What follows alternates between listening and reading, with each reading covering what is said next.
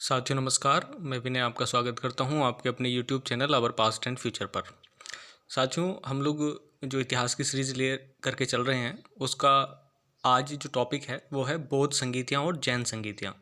साथियों ये टॉपिक में हम लोग रखेंगे और इन से बनने वाले जो महत्वपूर्ण सवाल है उसको भी हम लोग एक वीडियो के माध्यम से कवर कर लेंगे। तो सारे वेरिएशंस देखने के लिए आप लोग टॉपिक को भी क्लियर करिएगा और जो हमारी टेस्ट सीरीज़ होती है उसमें भी आप लोग पार्टिसिपेट करिएगा, उससे ज़्यादा फ़ायदा आपको मिलने वाला है। चलिएगा बिना किसी देर के हम लोग पहले पहुंचते हैं बौद्ध संगीतियों पर। जो महत्वपूर्ण पॉइंट है उस पर चर्चा करेंगे, फिर जैन संगीति देखेंगे और तब जा कर के हम इस पर एक छोटा कंटेस्ट बनाएंगे, वो आप लोग सॉल्व करिएगा। तो यहाँ पर साथियों आप लोग देखेंगे कि बौद्ध संगीतियाँ 4 हुई और जस्ट पहली बात ये है कि जो चारों बौद्ध संगीतियाँ हैं वो महात्मा बुद्ध की मृत्यु के बाद ही हुई। जो पहली संगीति हुई, संगीति मतलब मीटिंग, सम्मेलन कह लीजिएगा, तो वो तत्काल जब मृत्यु हुई महात्मा बुद्ध की, उसकी तत्काल बाद ही ये मीटिंग आयोजित की गई और इसमें जिन लोगों ने भाग लिया और जो महत्वपूर्ण बातें थी वो आप लोग सामने देख सकते हैं। तो चलिएगा देखिएगा समय।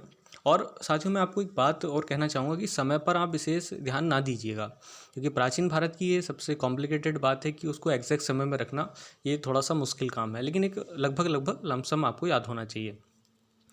जैसे ये है 483 ईसा पूर्व और यहाँ पर आप देखेंगे तो 3-4 चीज़ें बात, एक तो शासक महत्वपूर्ण है, स्थान महत्वपूर्ण है और उसके अध्यक्ष कौन रहे हैं मीटिंग के, ये महत्वपूर्ण है। तो शासक उस समय रहे अजातशत्रु। स्थान आप देखेंगे राजगृह, ये राजगृह की सप्तपर्णी गुफाएं। राजगृह आज आप लोकेशन देख करके बताइएगा कमेंट बॉक्स में कि राजगृह कहाँ पर है। बड़ी महत्वपूर्ण क्षेत्र रहा है साथियों ये मगध राज्य का। अध्यक्ष आप देखेंगे महाकश्यप, ये पहले अध्यक्ष रहे पहली बौद्ध संगीति के। तो ये 3 चीज़ें तो आपको ऐसी की ऐसी ही रटनी ही हैं। अब विशेष बात पे हम लोग चर्चा करते हैं। तो साथियों आप लोग देखेंगे कि जो महात्मा बुद्ध के प्रिय शिष्य थे आनंद और उपाली, दोनों उपस्थित थे इस सभा में और दोनों को ही प्रतीक माना गया अलग अलग करके धर्म और विनय का। तो आप ये देखेंगे कि जो महात्मा बुद्ध की शिक्षाएं थी उनको 2 हिस्सों में उन्होंने बांट दिया और उनको सुत्त पिटक और विनय पिटक के रूप में दे दिया। विनय संबंधी जो आचार नियम थे महात्मा बुद्ध के, उसको विनय पिटक में डाल दिया और धर्म संबंधी जितने विचार थे वो सारे सुत्त पिटक में आ गए और प्रतीक दे दिया आनंद और उपाली को। तो आप लोग देखेंगे कि अगर सवाल आपका आता है तो 3 लोगों की उपस्थिति यहाँ पे आपकी काउंटिंग हो जाती है, आनंद, उपाली और महाकश्यप। और जो शासक थे वो अजातशत्रु। साथियों कई बार इनडायरेक्ट सवाल आ जाते हैं तो वो चीज़ें आपको देखने वाली होती हैं। जैसे अगर पूछा जाए कि आनंद ने जो महात्मा बुद्ध के प्रिय शिष्य थे किस बौद्ध संगीति में भाग लिया, तो यहाँ से आपको पता चल जाएगी वो पहली ही बौद्ध संगीति थी। जैसे आप लोग देखते हैं कि जो गोलमेज सम्मेलन हुआ कि किस गोलमेज सम्मेलन में गांधी जी ने भाग लिया, तो इस तरीके से सवाल नए बन सकते हैं। तो आप लोग किसी भी पहलू को छोड़िएगा नहीं, उसको हर तरीके से एक्सेप्ट करिएगा। चलिएगा दूसरी संगीति पर पहुँचते हैं। दूसरी संगीति में हम लोग देखते हैं वही 3-4 बातें। समय देख लीजिएगा 383 ईसा पूर्व, लगभग 100 साल बाद। और शासक आ गए कालाशोक और स्थान हो गया वैशाली और जो अध्यक्ष रहे वो सवाकामी। साथियों वैसे तो आप देखेंगे कि ये टाइम ऐसा था जब 2 ग्रुप बढ़ गए, बौद्ध धर्म में विभेद हो गए और दोनों ही अपनी अपनी बात कहने लगे। बात थी परिवर्तन को लेकर के। कुछ लोग कहते थे कि जैसे महात्मा बुद्ध ने स्वीकार किया चीज़ों को, देखा समझा, उसको उसी तरीके से फॉलो होना चाहिए। तो ये कहलाते थे स्थविर या इन्हें ढेरावादी भी कहते थे। और दूसरे थे महासंघिक। साथियों ये चाहते थे बदलाव, ये चाहते थे समय के साथ परिवर्तन। तो इस तरीके से जो सिस्टम था या जो संघ था वो 2 हिस्सों में टूट गया, तो महासंघिक और स्थविर या ढेरावासी। तो आप लोग देखेंगे कि ये शुरुआत हो गई थी महात्मा बुद्ध के द्वारा चलाए गए धर्म में फूट की, और यही बाद में चल करके आप देखेंगे इन्हीं से उद्भूत हुए हीनयान और महायान, जो आप चौथी बौद्ध संगीति में नीचे देख रहे होंगे। तो यही परिपक्व हो गए और ये आप देखेंगे कि इतनी सारी विसंगतियाँ इनमें हो गई बहुत ज़्यादा, और खुद महात्मा बुद्ध का जो धर्म था अनेक हिस्सों में बँट गया, संख्या भी अनगिनत हो गई उनकी और वो एक के बाद एक टूटता हुआ चला गया। ये होता ही है साथियों। तो आप देखेंगे कि महासंघिक और स्थविर ये दूसरे बौद्ध सम्मेलन में हुआ, और उसके बाद चौथे बौद्ध सम्मेलन में ये अपने फुल फॉर्म में आ गए, हीनयान और महायान। चलिएगा तीसरी बौद्ध संगीति पर हम लोग चलते हैं, जो लगभग 250 ईसा पूर्व के आसपास हुई। शासक रहे अशोक। यहाँ पर मैं आपको ये बात और बता दूं कि आप लोग शासकों के अभी थोड़ा सा ध्यान न दीजिएगा, क्योंकि जब हम इतिहास की टॉपिक पर चलेंगे, विशेष विषयों पर चलेंगे, तो ये अपने आप समझ में आ जाएगी कि कौन अशोक हैं, किस वंश से रहे हैं, क्या संबंध रहा है इनका। वो सारी बातें आपकी दूसरी वीडियोस में कवर होंगी। स्थान रहा पाटलिपुत्र तीसरी बौद्ध संगीति का, और अध्यक्ष रहे मोगलीपुत्र 30। और महात्मा बुद्ध की शिक्षाओं का एक और पहलू यहाँ पर निकल कर के आया, और इस तरीके से जो पिटकों की संख्या हो गई वो हो गई 3। और इस तरीके से आपको तीनों पिटक याद रखने हैं, सुत्त पिटक, विनय पिटक और अभिधम पिटक। अब यहाँ पर एक सवाल और आपके लिए बन जाता है, क्या चौथी बौद्ध संगीति आते आते तीनों पिटकों की कलेक्शन हो गया था? तो बिल्कुल जाहिर सी बात है, क्योंकि ये तो तीसरी बौद्ध संगीति में ही हो गया था। तो इस तरीके से अगर आता है सवाल कि पहली बौद्ध संगीति तक ही या दूसरी बौद्ध संगीति तक ही सारा जो पिटक हैं वो व्यवस्थित हो गए थे, तो इस तरीके के सवाल सही और गलत में आप लोग देख सकते हैं। तो ये कंक्लूजन आपका यहाँ से निकल करके आता है। चौथी बौद्ध संगीति पे चलते हैं। प्रथम शताब्दी ईसा पूर्व की बात है, और शासक रहे इस समय कनिष्क, कुषाण वंश के। स्थान कुंडलवन, कश्मीर में, और वसुमित्र इसके अध्यक्ष रहे, और उपाध्यक्ष भी यहाँ पर देखने को मिलते हैं, जो हैं अश्वघोष। साथियों, ये बात आपको ध्यान में रखनी है। जैसे अभी आप देख रहे हैं स्थान दूसरे और तीसरे में वैशाली और पाटलिपुत्र। साथियों, यहाँ पर भी बिहारों के नाम इम्पोर्टेंट नहीं हो जाते कि किस बिहार में इन्होंने ऐसा किया या उस बिहार में, ऐसे अभी तक सवाल नहीं पूछा गया है। कॉम्प्लिकेटेड अगर बनाना चाहें तो उसको हम लोग बना सकते हैं, या जैसे भी संभव हो सवाल बन सकते हैं। चौथी बौद्ध संगीति में जो परिवर्तन हुए वो देख लीजिएगा। एक पहली बात तो ये कि महासंघिकों का बोलबाला हो गया, महायान संप्रदाय जिसे हम लोग बोलते हैं। तो इस तरीके से जो परिवर्तनवादी लोग थे, जिन्होंने परिवर्तन को अपनाया, तो वो लोग इस पक्ष में ज़्यादा हो गए, और इसी तरीके से पूरे ग्रुप में इनकी वर्चस्व बढ़ गया। और आप लोग देखेंगे कि जो पिटक हैं अभी तक तीनों, जिसमें आप सुत्त पिटक, विनय पिटक और अभिधम पिटक, साथियों अगर बार बार नाम ले मेरे साथ साथ तो ज़्यादा अच्छा रहेगा। इन तीनों पर महाभाष्य कह रहा हूँ, भाष्य लिखे गए, मतलब टीका टिप्पणी की गई इन पर। और क्या किया कि बाद में इसको ताम्र पत्रों पर लिख करके स्तूप में रखवा दिया, और फिर जो ये भाष्य लिखा गया इस पर, इसी को कहा गया विभाषा शास्त्र।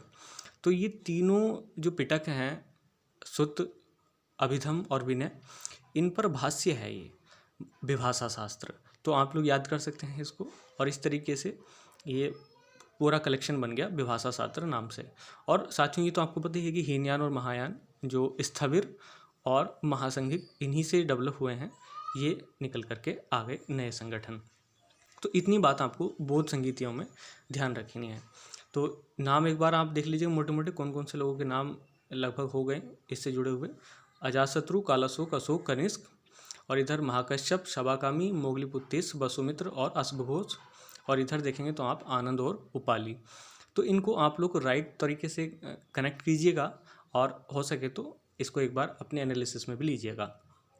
अब चलते हैं हम जैन संगीतियों की तरफ। तो आपको पता है कि जैन धर्म विशेष तौर से उतना डेवलप नहीं हुआ, उतनी सारी चीज़ें नहीं हुई। तो हालांकि उद्भव दोनों का लगभग एक ही क्षेत्र से रहा है, लेकिन विस्तार इनका अलग अलग क्षेत्रों में हो गया। केंद्र बदलते चले गए, केंद्र भी आप देखेंगे तो ये शिफ्ट होते रहे अलग अलग समयों में अलग अलग। तो इसमें 2 संगीतियाँ हुई, प्रथम जैन संगीति और द्वितीय जैन संगीति। चलिएगा देख लेते हैं प्रथम जैन संगीति के बारे में थोड़ी बहुत बातें। एक तो ये सारा चौथी शताब्दी ईसा पूर्व है, तो इसको आप लोग सही कर लीजिएगा। स्थान रहा पाटलिपुत्र। अब देखो एक सवाल और मैं यहाँ से बनाता हूँ आपके लिए। अब आप देखेंगे कि कौन सी जैन संगीति और कौन सी बौद्ध संगीति क्रमशः, मतलब दोनों को आपको ध्यान रखना है कि कौन सी बौद्ध संगीति और कौन सी जैन संगीति पाटलिपुत्र में हुई। तो अगर आप लोग ऑप्शन देना चाहें तो 2 ऑप्शन आप बना सकते हैं अपने हिसाब से। तो यहाँ देख सकते हैं कि प्रथम जैन संगीति तो यही है, और जो बौद्ध संगीति है वो आप पीछे से देख सकते हैं, वो तीसरी थी। तो इस तरीके से आप लोग देख सकते हैं कि सवाल पे सवाल बन सकते हैं एक के बाद एक। तो दोनों का स्थान एक ही रहा, हालांकि बात अलग है कि संबंध क्या था, विषय क्या था। अध्यक्ष आप देखेंगे स्थूलभद्र, साथियों यहाँ पर भी प्रॉब्लम यही थी जो पिछले उसमें थी, यहाँ श्वेतांबर जो संप्रदाय बढ़ गया था वो श्वेतांबर और दिगंबर में ये बढ़ गया था। कुछ लोग मान भी सकते हैं कि ये पहले ही जो संगीति थी उसके समय ही ये टूटा, हालांकि उससे पहले ही हो गया था ये काम। तो आपस में मतभेद पहले ही जैन संगीति में हो गया था और ये श्वेतांबर और दिगंबर संप्रदाय के हिस्सों में टूट गया था। तो आप लोग देख सकते हैं कि स्थूलभद्र इसके मेन प्रतिपादक थे। स्थूलभद्र ने श्वेतांबर और इसकी जो दूसरी शाखा थी दिगंबर, इसको भद्रबाहु ने लीड किया।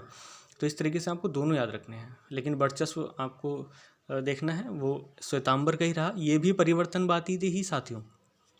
आप देखेंगे कि जो दिगंबर संप्रदाय है वो रूढ़िवादी है, मतलब जैसा चला आ रहा था वैसे ही चले आ रहे थे, लेकिन ये परिवर्तनवादी थे श्वेतांबर वाले। तो वर्चस्व इन्हीं का था। साथियों होता ये है कि बदलाव समय के साथ ज़रूरी भी हैं। मैं ये तो नहीं कह रहा कि कुछ परिवर्तन होने चाहिए नहीं होने चाहिए, लेकिन जो जायज़ हैं वो ज़रूर होने चाहिए। तो उसके साथ साथ ज़्यादा लोग अटैच हो जाते हैं। तो यहाँ पर भी ऐसे ही हुआ। और विशेष इसमें हुआ 12 अंगों का संकलन। आप जब जैन साहित्य पढ़ेंगे तो उसमें 12 अंग, 12 उपांग, सूत्र, इस तरीके से बहुत सारी चीज़ें बटी हुई हैं। वो हम जैन साहित्य में ही देखेंगे। फिलहाल तो आप ये समझ लीजिएगा कि ये किताबें ही हैं। तो 12 अंग, इनका संकलन किया गया। और भद्रबाहु के अनुयायी, देखो साथियों यहाँ पे आ रही है बात, दिगंबर यानी दिगंबर कहा गया, उन्होंने इसमें भाग नहीं लिया। तो आपको ये भी ध्यान रखना है कि ये जो लड़ाई हो गई थी पहले ही जैन संगीति में हो गई थी, और गुस्से में आकर के यूँ कह लीजिएगा या विवाद के चलते दिगंबर वालों ने या भद्रबाहु के अनुयायियों ने इसमें भाग नहीं लिया। तो इस तरीके से आप देख सकते हैं कि जो शुरुआत हो गई इनके जैन संगीति में टूटने वाली वो पहले से ही हो गई, जबकि उधर आप देखेंगे कि दूसरी जो बौद्ध संगीति थी वहाँ से शुरुआत हुई। तो इस तरीके से अलग अलग कंक्लूजन आप लोग निकाल सकते हैं। अब चलते हैं दूसरी जैन संगीति पर। इसका समय रहा 513 या 526 ईसा पूर्व। साथियों मैं पहले ही कह चुका हूँ कि समय पर विशेष ध्यान न दीजिएगा, अलग अलग जगहों पर अलग अलग चीज़ें मिल सकती हैं। चलिएगा स्थान देख लेते हैं। वल्लभी, ये गुजरात में है। और मैं तो ये बताना चाहूँगा कि समय के साथ साथ जैसे आगे विकास हुआ तो जो जैन धर्म के मुख्यालय थे या केंद्र कह लीजिएगा वो पश्चिम भारत की तरफ शिफ्ट होते चले गए। उज्जैन भी आप देखेंगे और उज्जैन के बाद इधर। तो इस तरीके से ये केंद्र का पश्चिम भारत की तरफ स्थानांतरण होता चला गया। वल्लभी स्थान गुजरात में है। अध्यक्ष इसके देखेंगे देवर्धि क्षमा श्रवण। साथियों ये भी श्वेतांबर संप्रदाय से ही थे। तो ये देखेंगे कि आप पूरी जैन संगीति में दोनों में, पहली में भी और दूसरी में भी, जो श्वेतांबर संप्रदाय था उसका बोलबाला रहा, यानी कि परिवर्तन चाहने वाले लोगों का बोलबाला बना रहा। चलिएगा विशेष देख लेते हैं। विशेष में क्या हुआ कि जो बाकी बची हुई चीज़ें थीं जैन साहित्य की, जिसमें 12 उपांग, 10 प्रकीर्ण, 6 छेद सूत्र, 4 मूल सूत्र, इन सब का संकलन हुआ। और जो बात मैं बता चुका कि जो इसका केंद्र था वो पश्चिम की तरफ शिफ्ट भी हो गया, पश्चिम भारत की तरफ। तो इस तरीके से आप लोग इतने सारे सवाल इन छोटी सी वीडियो के माध्यम से कवर कर सकते हैं। साथियों ये वीडियो मैं इसलिए भी बना रहा हूँ कि आप लोग इसको रिवाइज करते रहें, क्योंकि पढ़ तो आपने सभी रखा है, बस इसके माध्यम से जो सवाल छूट गए हैं वो आपके कवर हो जाएं। और जितनी भी प्रैक्टिस हो सकती है और जितना मेरे से प्रयास हो सकता है वो मैं साथ में आपके कर रहा हूँ। तो ठीक है साथियों, इस वीडियो को लाइक, सब्सक्राइब और शेयर करना मत भूलिएगा। और बस आज के लिए इतना ही। अगली वीडियो के साथ हम लोग कल उपस्थित होंगे। तब तक के लिए जय हिंद।